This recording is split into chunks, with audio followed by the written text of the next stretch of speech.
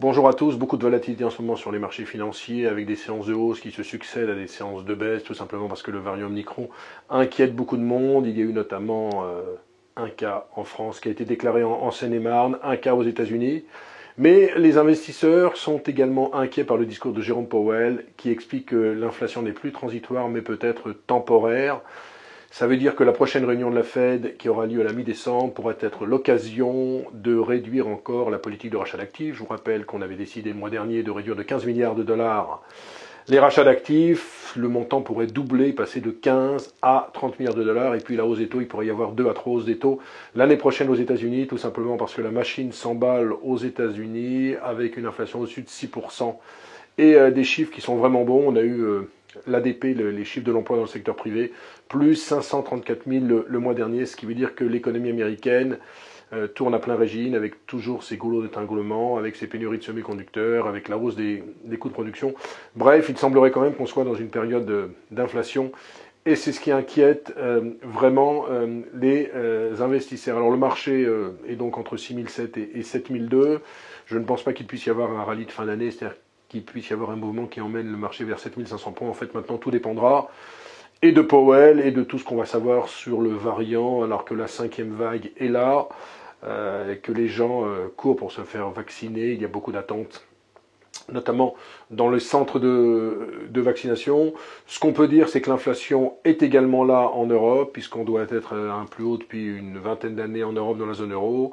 Quasiment 5% d'inflation avec une hausse des prix de l'énergie, en hausse de 27,6% le mois dernier. L'OCDE a révisé légèrement à la baisse ses prévisions de croissance, plus 5,6% en 2021, plus 4,5% en 2022. Pour eux, le pic de l'inflation, ce sera sans doute en 2022. Bref, il y a beaucoup d'incertitudes, beaucoup d'inquiétudes sur les marchés. Le VIX, l'indice de la volatilité, a fait beaucoup de yo-yo. Il était à 15 la semaine dernière, il est remonté autour de 27-28.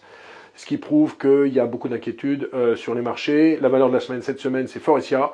Pourquoi? Parce que Faurecia est un équipementier automobile qui a fait son second avertissement en l'espace de quelques semaines. Je vous rappelle qu'en juillet, on était encore à un chiffre d'affaires supérieur à 16 milliards et demi d'euros sur l'ensemble de l'année. On sera sans doute à un chiffre d'affaires entre 15 et 15 milliards. On était sur une rentabilité supérieure à 7%. On aura sans doute une rentabilité de 5,5%. Bref, Faurecia, deuxième investissement, ce qui m'amène à me demander pourquoi les entreprises continuent à faire des prévisions dans la période actuelle.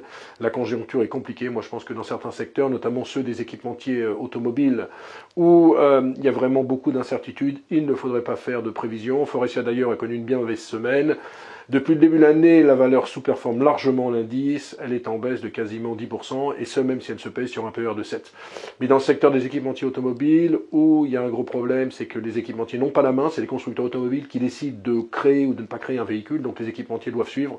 Et bien dans le secteur des équipementiers automobiles, la conjoncture est plus que compliquée. Donc même si Faurecia vous semble intéressant avec un PER de 7, je pense qu'il faut encore attendre. Voilà, donc en conclusion, beaucoup de volatilité sur les marchés, on reparle de variants, on reparle de Powell, ce qui veut dire que le mois de décembre risque d'être assez agité sur les marchés financiers. Très bon week-end à vous, à la semaine prochaine.